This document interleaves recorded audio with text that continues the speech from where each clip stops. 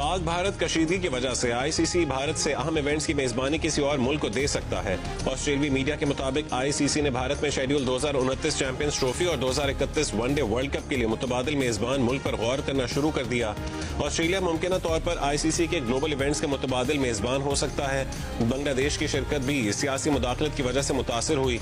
आइंदा international events में मुमकिन रुकावटों से बचने के लिए मुतबादिल वेन्यूज की तलाश शुरू कर दी गई। फाइनेंशियल पावर हाउस होने के नाते कई बड़े इवेंट्स की मेजबानी भारत को दी गई थी।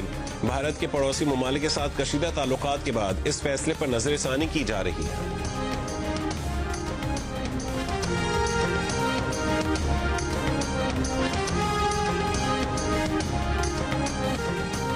पाक भारत कशीदगी की वजह से आईसीसी भारत से अहम इवेंट्स की मेजबानी किसी और मुल्क को दे सकता है।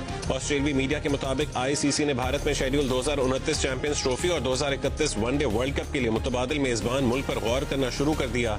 ऑस्ट्रेलिया मुमकिन तौर पर आईसीसी के ग्लोबल इवेंट्स के मुतबादिल मेजबान हो सकता है।